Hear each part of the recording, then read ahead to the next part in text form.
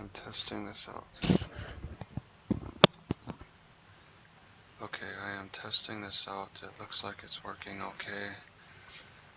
Let's see if I can get some feedback here first, just to see how the sound is. I want to go to the right things here. Let's see. Oh yeah, I want to do some changes. Okay.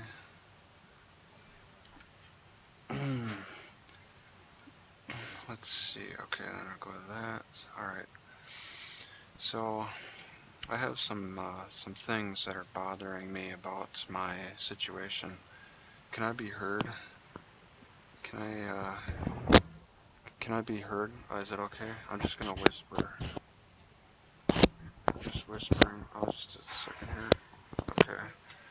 So I got this mic up here, and I'm in the library, and I'm not really in a meeting room area. So there's that. Let's see how this looks. I like this library. It's really nice. Just kind of get both angles here. Let it show itself. But I got some problems with the law that I'm dealing with here, that I've been reading and asking questions of ChatGPT about, just trying to figure things out. And it's really bothersome that the prosecutor, both the prosecutor and the judge, are insisting that I go use the civil case law. Civil case law makes absolutely no sense, and I got some reasons why it doesn't make sense. So I'm gonna give them. Let me turn this back. All right, like there. The reasons that I have that I don't like this civil case law, whoops, is, well, okay, I call it a test. All right, let's test for civil case law. Maybe I can show a screen for that. Let's see. I'll pull this one. Right. Okay. All right. Get rid of that. Sure. Whatever. Okay. And then cancel and don't save. All right. I gotta. Don't. Okay. I guess I'm getting rid of a lot of things here. Wow, this is a surprise. Okay, alright. Now I want to pull up the screen.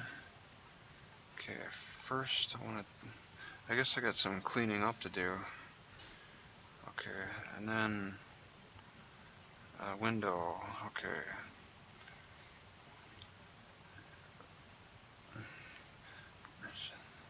I guess I'll need to make that a little bit bigger. Can I make the view? Control plus.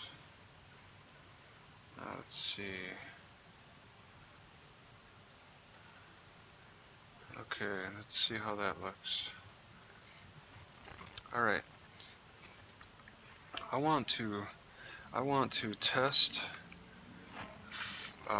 for civil procedures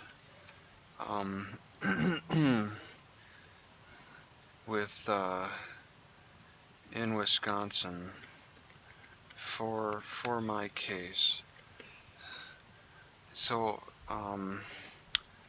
so far, all right, in the tests that I've kind of done, kind of inadvertently, I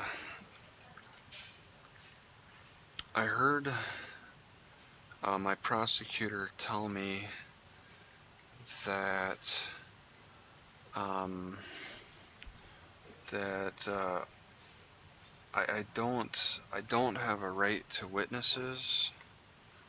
Don't have a right to witnesses. Okay, that's something that he mentions. Let me just ask ChatGPT a second here. Do I have a right to the witness list in civil procedure for Wisconsin Wisconsin statutes?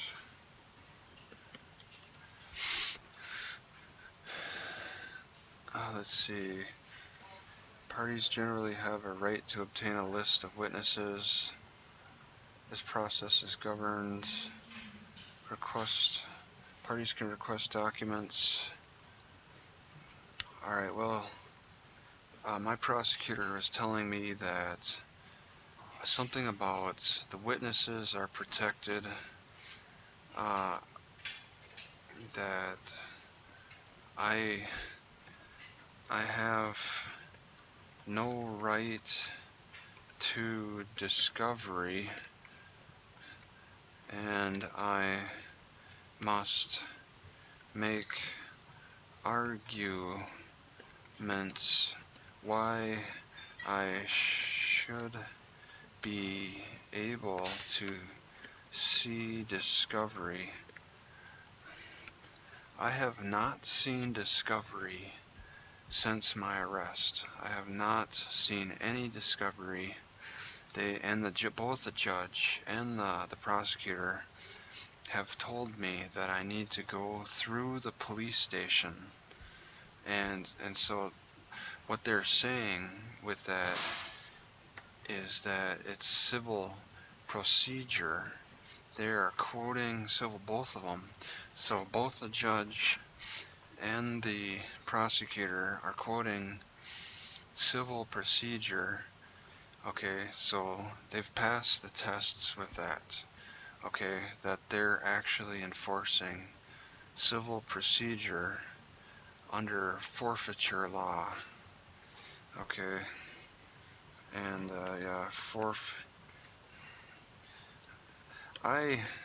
I further made a test with that, in that I asked for an interrogatory, and instead of the prosecutor saying that that's not a part of the process, okay, he didn't say that I was asking the wrong medium.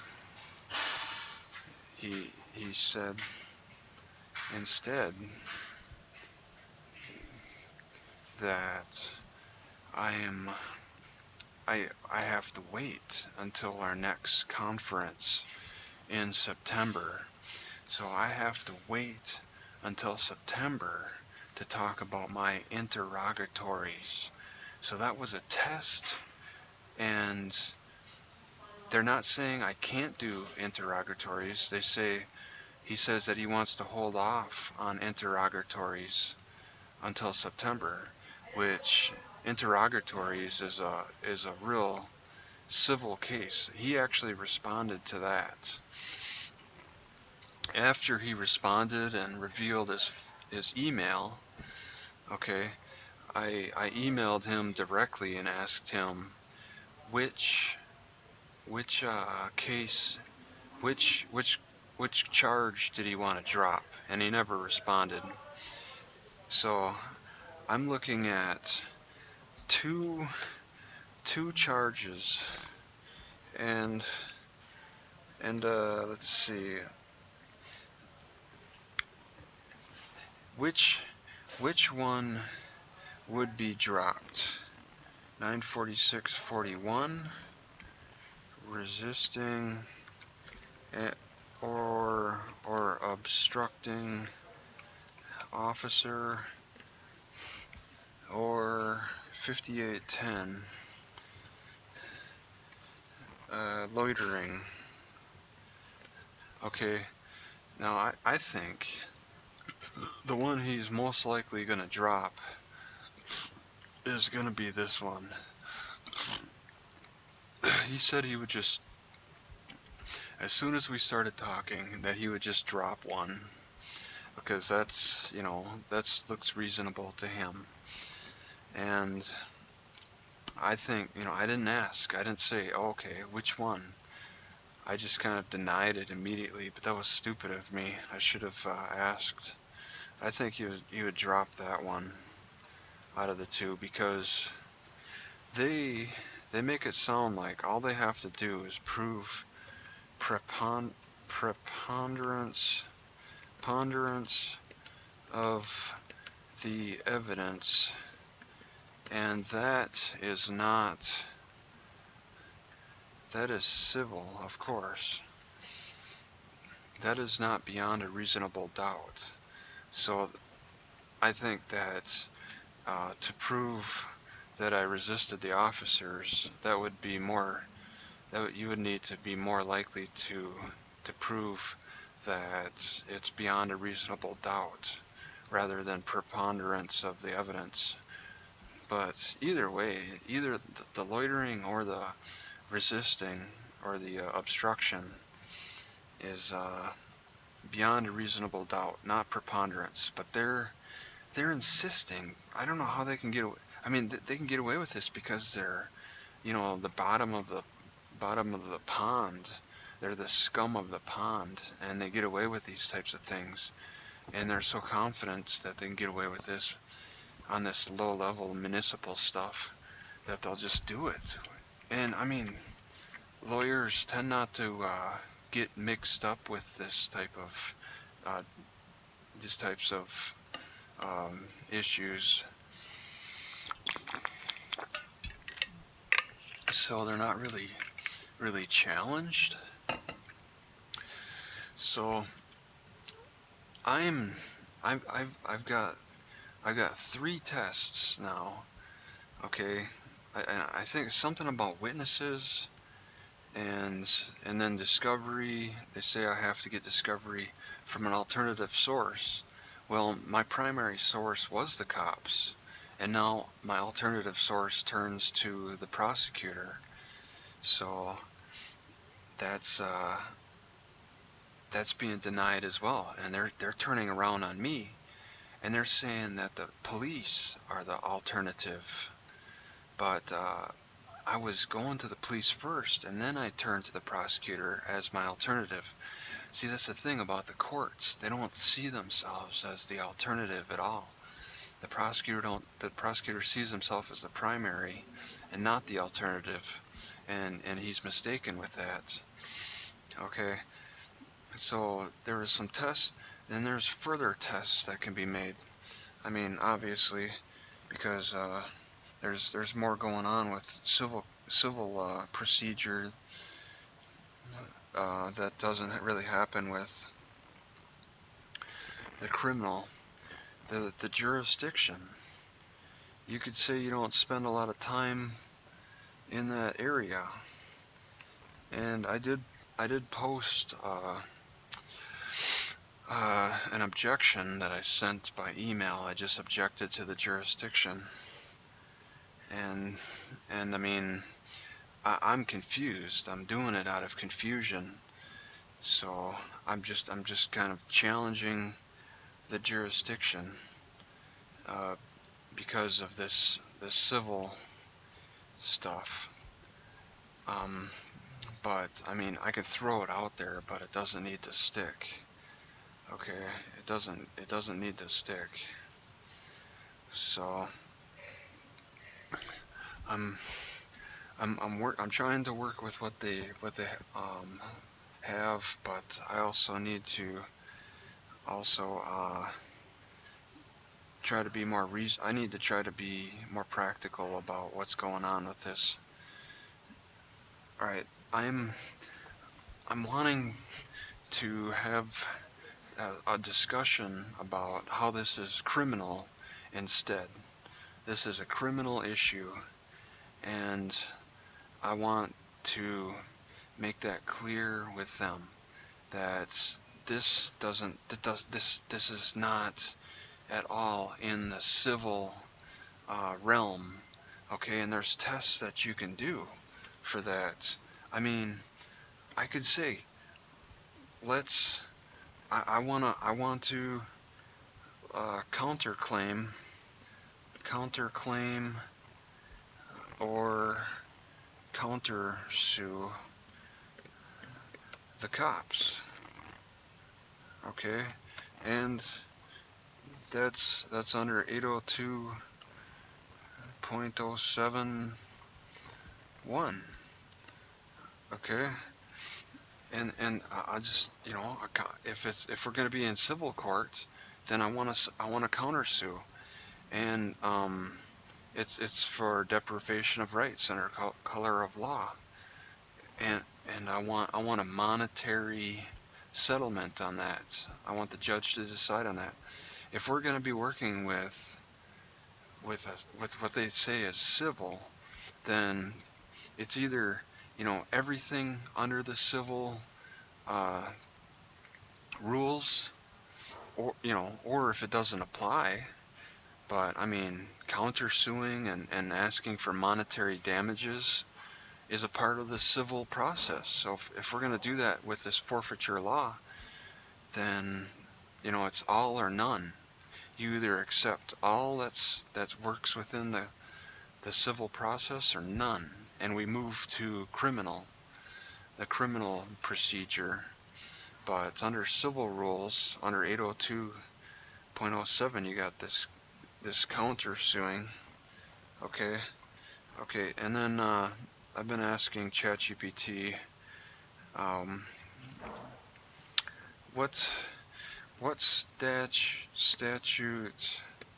says that I must, or that prosecutor must prove preponderance of evidence in civil procedure in Wisconsin.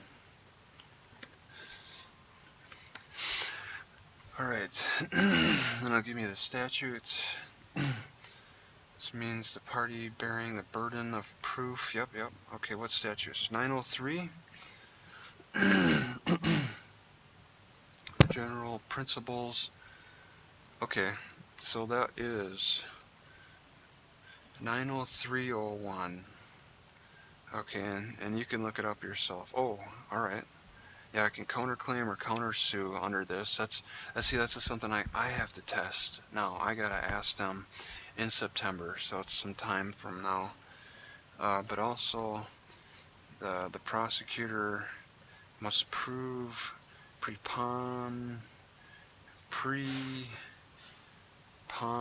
oh, I got that right there. That preponderance is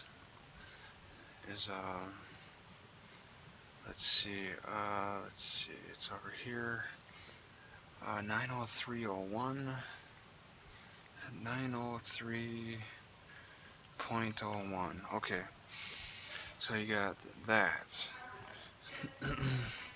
Preponderance of evidence, 90301. So that's what they want to work with, instead of working with beyond a reasonable doubt. They want to do that for criminal case law, criminal cases. And I don't know how they got to this point where they just, they must have been working with criminal in some way, and then suddenly they've just switched over to this civil stuff they call civil. But I mean, for my case, I don't know how they treated other people or how other people responded. For my case, it makes no sense. So I want to bring this up as a test. Okay, I want to ask, what's the court standard for proving me guilty? Is it preponderance of evidence, or is it beyond a reasonable doubt? So that's another test I want to do to see if how aligned they are with civil procedure. Okay, jurisdiction, counterclaim.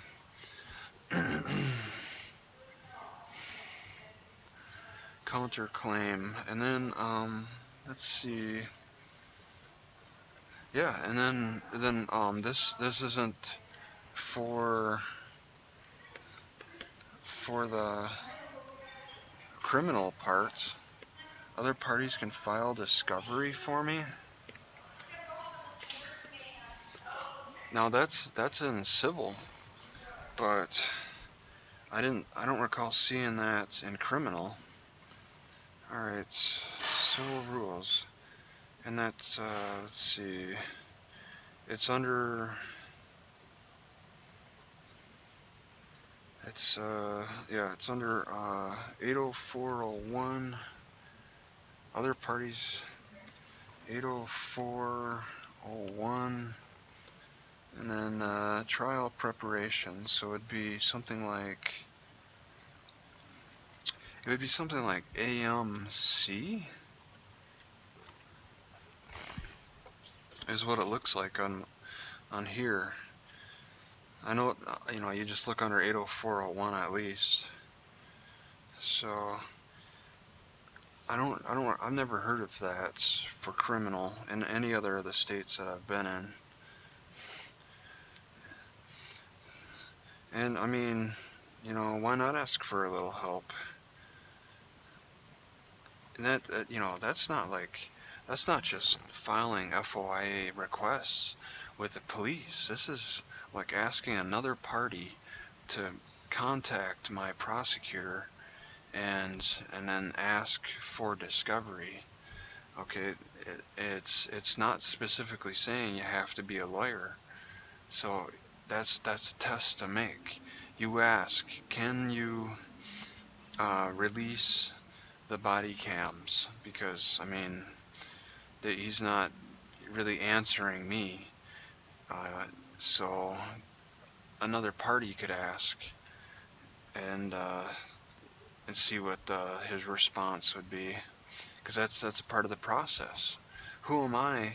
Who am I to ignore the process? Okay, if they put it in as a part of the process, then that's what I'm working with. It's not like I'm trying to make up a new way to do things. I'm just using the process that they have. So that's a test, because I don't believe this other parties can file discovery. I don't think that's for criminal. And then civil forfeiture, seek financial penalty for prosecutor sanctions. So seek financial penalty for prosecutor sanctions. So with criminal, you just want to get the case dropped. Okay, that's all you seek. And then you turn around and sue them. And then that's a civil matter. Okay, that's how it normally goes with other states. You just fight the charge. You don't ask for any monetary gain as a defendant.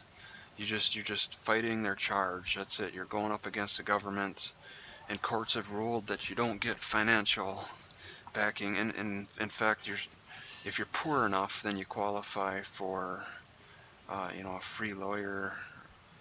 But there's financial rewards for just you submit a motion to compel evidence, since the prosecutor's given me such a hard time.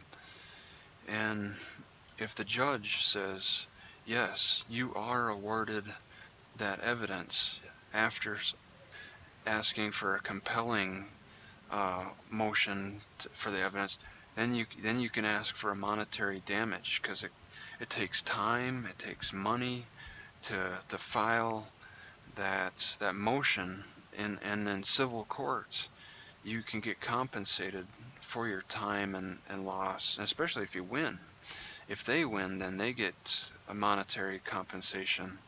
So it's like you kind of you penalize each other financially, but that's only in civil court.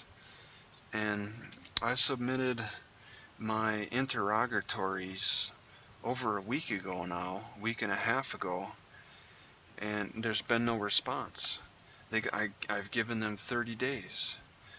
Well, when the 30-day time limit hits, and I need to verify the day that I sent it, as soon as that 30 days hits, I'm going to send another email and say, hey, I didn't get the interrogatories.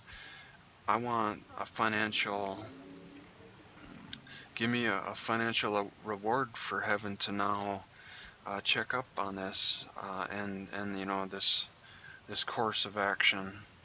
So that's what I would do, and I mean, I don't do that to be mean. I'm trying to understand Wisconsin law, and it sounds like they want to stay within the guidelines of civil case law. So I'm gonna ask for financial penalty, because I'm pretty sure that the prosecutor's not gonna respond to my interrogatories. And he emailed both me and the judge and said, hey, let's wait until our next conference. Well, the judge didn't say, yeah, let's wait until the next conference. Okay, the judge said nothing. Okay, the judge is silent. So I'm assuming that the judge's silence means that my motion is my interrogatories should be going forward. She's not saying, yes, let's hold off. No, she's not saying that. She's silent on his request. And the interrogatories, by law, don't need to go through the courts. The interrogatories go between only the prosecutor and the defendants, the both sides. You don't need the judge's permission, unless the judge says otherwise, which it says a lot in here. Unless the judge specifically says you need to go through me if you want to submit interrogatories. But in the law, and I could quote that law. I mean, I'll just ask ChatGPT, where does the law say that both parties don't need to go through the court to submit interrogatories to each other? Where does the law say? Where in the statute? In what statute? I'm going to just say that. What statute? And I'm going to say specifically what Wisconsin statute says. Which Wisconsin statute says that both parties don't need to go through the court to submit interrogatories to each other. Okay. Alright, and we're going to get it. 804.08. Okay, let me just copy this. Okay, because that's the answer, and I'll just I'll go down a little bit. And well, yeah, I'll just go down, and then I can't color it. Okay, let's just be right here. In Wisconsin, the rules governing the use of interrogatories in civil procedure are outlined in Wisconsin statutes. And the statute is 804.08. Alright, they address the procedures, direct submission to parties. Parties are allowed to serve directly to each other without needing to go through the court. So what my prosecutor is trying to do is go through the court. Okay, all right, wait a second here. Are served on the other, not filed with the court, unless there's a reason. No, there's no good reason. Okay, limitations. The statutes and limitations on the number, relevant, describes the procedures. Yeah, and I mean he can object to my interrogatories, but I mean to think, to act. Oh yeah, let's see. Oh yeah, I can exchange directly with each other. See, that's the thing. I submitted this, and I submitted it to the clerk of court. But that was because I was told that he'd submit it to the prosecutor, and then my prosecutor whines about how this needs to get court approval, and no, it doesn't. Okay, these are interrogatories between us, and they're just resting on now him just saying let's hold off, and that's just not how it works. So I think I'm gonna have to be making a motion when the 30 days is up, and then ask for monetary damages. Okay, since they want to act like we're in civil court still. So that was that was interrogatories, which there's really, I've never dealt with interrogatories or depositions in any of my criminal cases in the past. I've never. So this is all different. And wrong too. This is all, Wisconsin's doing it wrong. All right. I think that's pretty clear, because I need to invoke all my rights.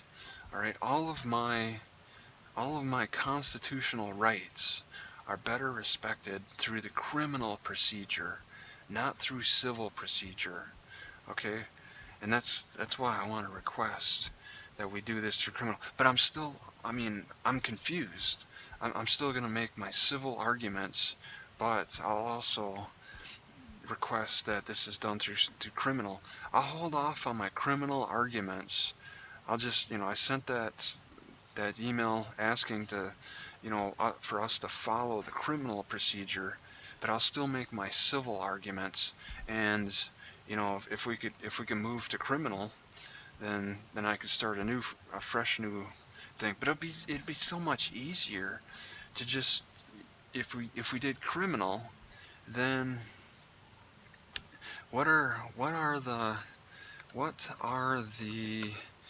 prosecutor's responsibilities in a criminal case for discovery in Wisconsin? What are their responsibilities? All right, for discovery specifically, because that's the phase we're in. Okay, and we're gonna get criminal stuff, because ChatGPT is fully on board that this is all the allegations against me are criminal, and ChatGPT is calling me crazy for implying that I'm to focus on civil. ChatGPT keeps correcting me and saying that this is a criminal procedure. This is not civil. So this judge and the prosecutor are crazy. I mean, even the most sensical program in the world now is saying this is a criminal procedure, not civil. And it's crazy how these courts are operating. So, there's a lot. Yeah, they're, and I'm just focused on the discovery part. I still haven't gotten discovery. I'm waiting on discovery, and they keep saying I gotta go through the cops, and the cops want $600 for it, and that's stupid. The cops were my primary. In Wisconsin, the responsibility of a prosecutor, does that show? I guess it shows. For discovery are outlined primarily in the Wisconsin statutes 970, that's criminal. Rules, exchange, disclosure. The prosecutor must disclose to the defense any evidence. And my prosecutor is just like saying I need to go through the cops and citing civil case law. This is simply prejudice. My prejudice. They both start with P, huh? Prejudice prosecutor. Okay, I can't say he's the most prejudiced, but he is one prejudice prosecutor. Prejudice prosecutor, and then that's what he is. That's I mean, to try to pull the wool over my eyes to make me believe this is a civil procedure it's ridiculous. What else? There's another word, I think. Prejudice prosecutor, who I can't think of the word. But yeah, they must give me the evidence. Every prosecutor I've dealt with in other states, it's been within a few weeks. Sometimes a day, sometimes a couple of weeks, like Natchitoches. It's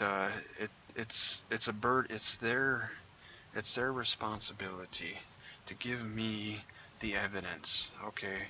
The reports, the body cam, training records, discipline records. And if they don't, then I gotta subpoena the cops. I can understand getting training and discipline records directly from the cops.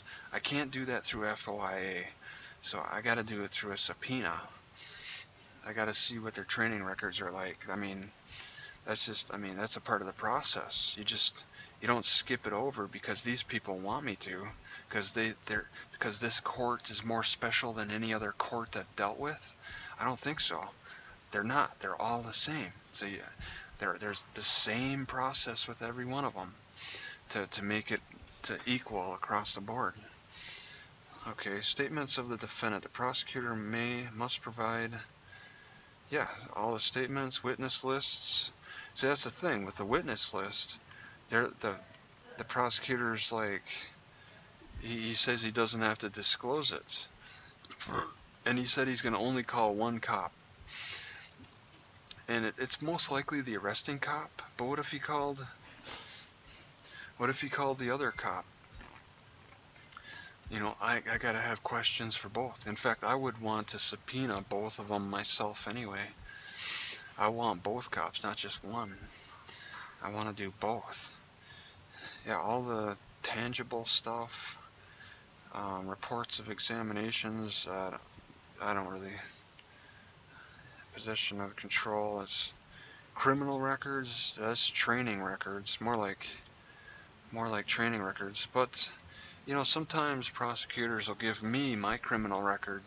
They'll show me what they found on me, and even exculpatory. And somebody mentioned that I thought was really good, and I wrote down because it's something I want to say. Since I'm fighting to see the evidence, It's ridiculous. Let's see. All right, I pretty much got duty to supplement. Okay, continue to disclosure upon defense.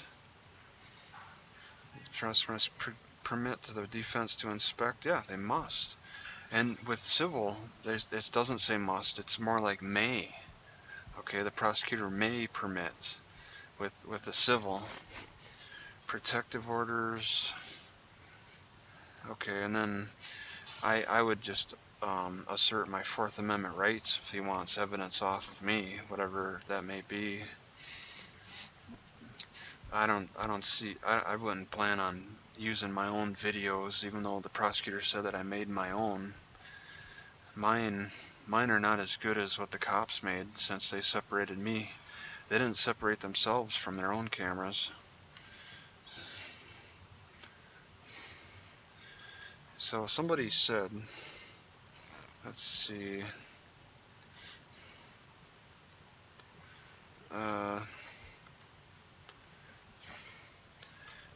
inadmissible evidence, I forget, can lead to material facts. So I like that.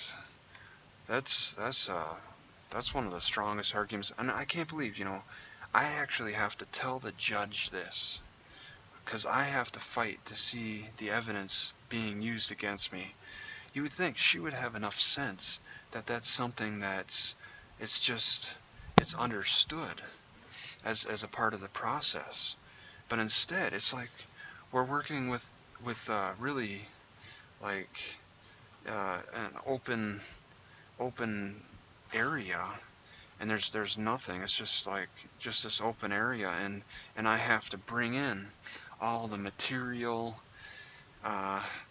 to the courts on my own, and they're not going to admit it exists until I bring it in and then tell them that this exists. It doesn't exist in this court. Nothing exists in this court until I present it, is what they're saying, is what they're trying to say. I have to fight to see the evidence, and I have to fight to assert my rights. I mean, this is a municipal court, so they're really playing as low, in the swamps, as deep in the swamps as they can, and I have to, bring all the necessary materials myself forward. And I mean, I requested to have this the next hearing recorded, and when that happens, I want to ask for a copy of that.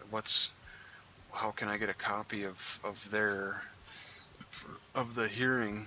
Because I'm working with nothing from this hearing number 1. I'm working off of memory. So this is a good argument to make.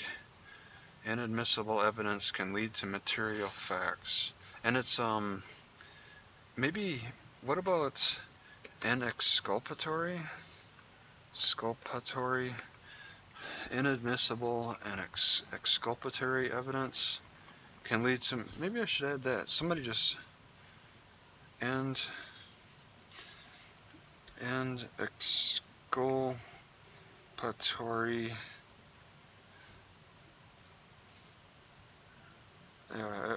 evidence, yeah. So how does that look so far? They may not have separated themselves. Okay, use the mute feature. Yeah, that's the mute feature.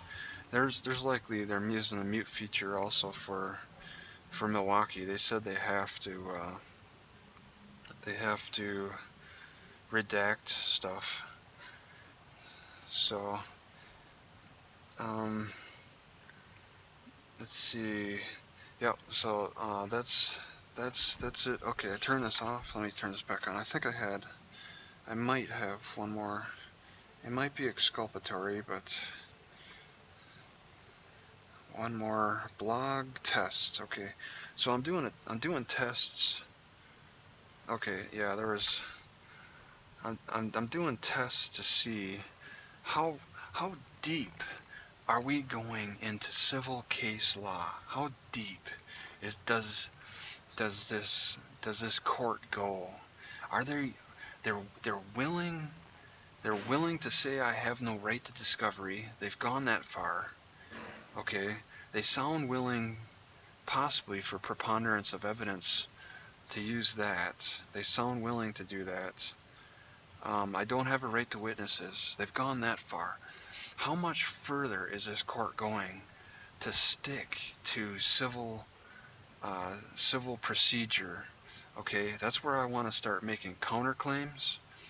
All right, maybe have another party file a discovery on my behalf.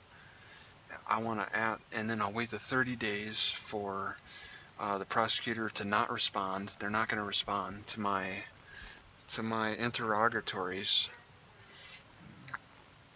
And that's another thing. Interrogatories. All right, I can't really do interrogatories.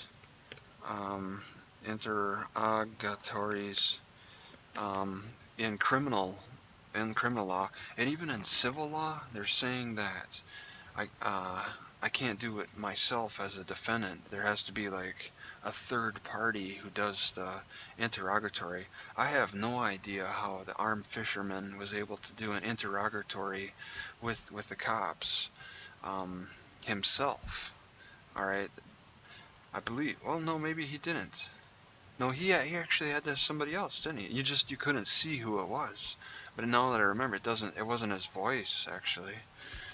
But yeah, just seek financial penalty. These are the tests that I'm working with, that I know so far, that I'm aware of, because I've been spending time just learning civil procedure.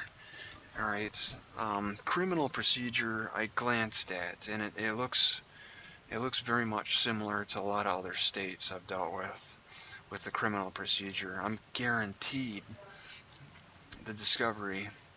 So, I mean, this isn't for a while, but I mean, I got some spare time, and it's a hot day outside, and it's relaxing in here. So I've been spending time learning about the approaches I can take, and one of the approaches, all right, besides testing, something that I could jump into before the next hearing is making some argument about my car.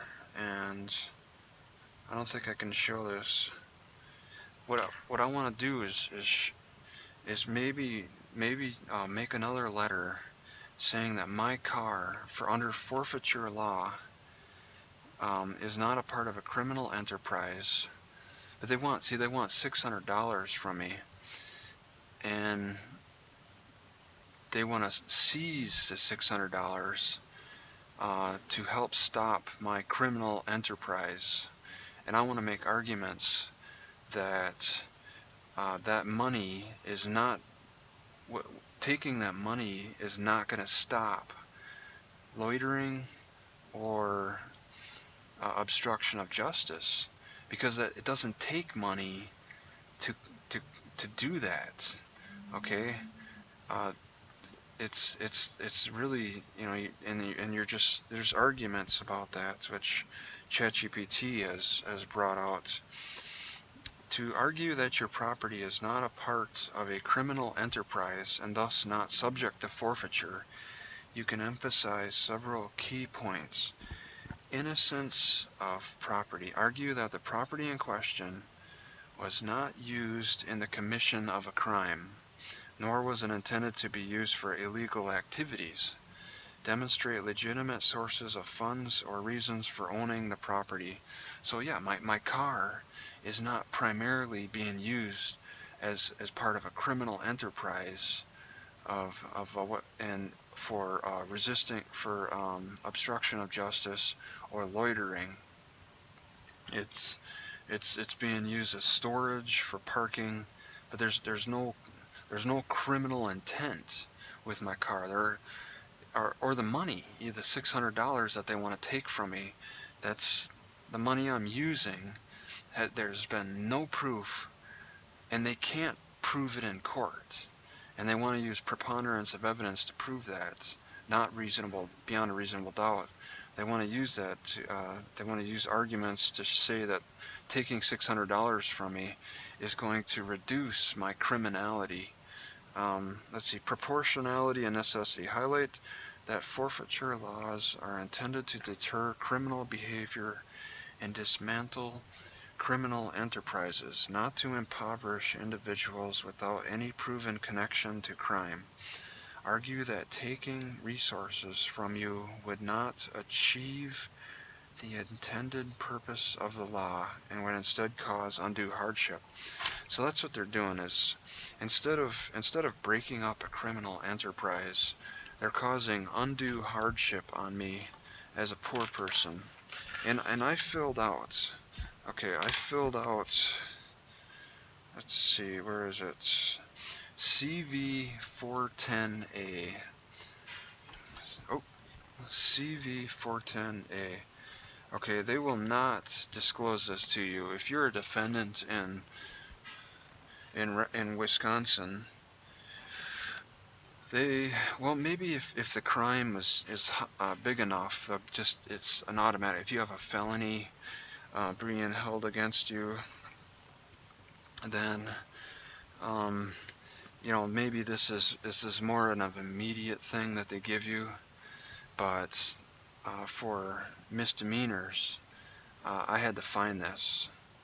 Okay, and when I was in Appleton, went to the Outagamie County Courthouse, I asked for the indigency form, but that's what the name of it is. You ask for CV 410A at the courthouse, and they got it. Okay, but so yeah, I submitted that information as an email to West Milwaukee a couple days ago.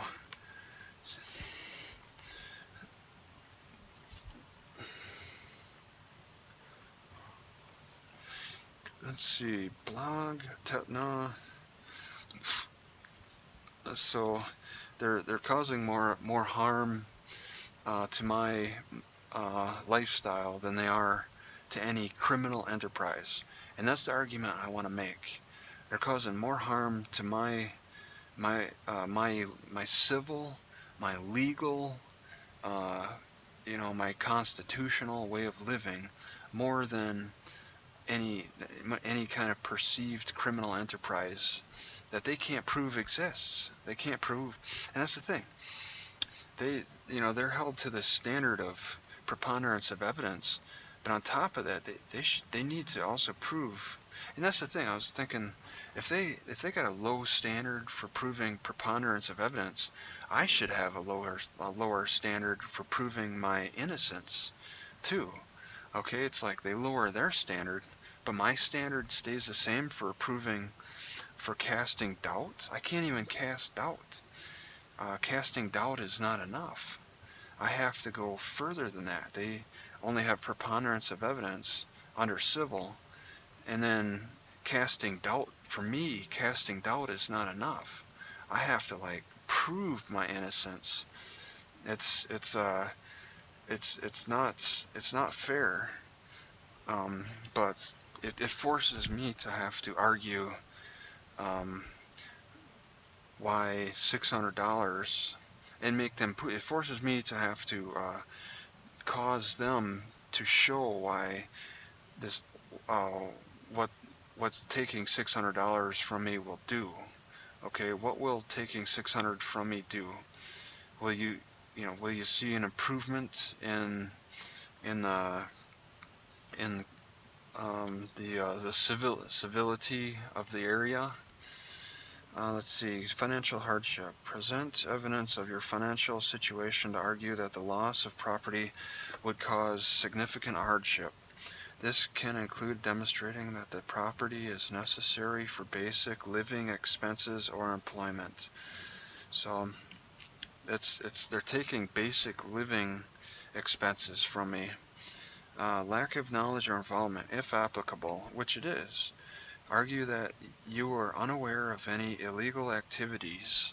I didn't know what was going on, and had no involvement in any criminal enterprise. This can help establish your innocence and the lack of intent to use the property for illegal purposes. constitutional rights. You can also argue that forfeiture in your case would violate your constitutional rights, such as the right to due process or protection against excessive fines. It's like the cops want $600 just for the body cams. The courts want $600. Well, the cops really want, the cops want $1,200 from me. They want $600 for the body cams, and then they want another $600 for the fines. The cops want over $1,000. They're the ones making these financial requests. The courts, the prosecutor are just going along with it. They're just kind of learning what the cops want to do and then finding ways to support the cops. The cops want a ton of money in West Milwaukee. It's a real strong money grab over there. It is crucial to gather and present evidence supporting these arguments, such as financial records. So I did the CV 410. I did the CV 410, and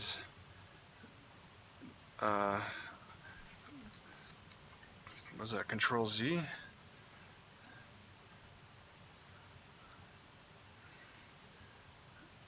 And CV 410A. So that's, that's a way for me to prove that I have this is a financial issue. So I'm showing financial records a little bit. Testimony, documentation showing legitimate acquisition and use of the property. Additionally, consider consulting with legal. Talk to a lawyer. Like, I want to pay for that. Let's see. So I don't know. I guess that's all I really have to say about that. Probably talked long enough. Let's see. There's supposed to be a timer somewhere. Yeah, almost an hour. All right. So I guess I'm pretty much covering what I have to say, and I'll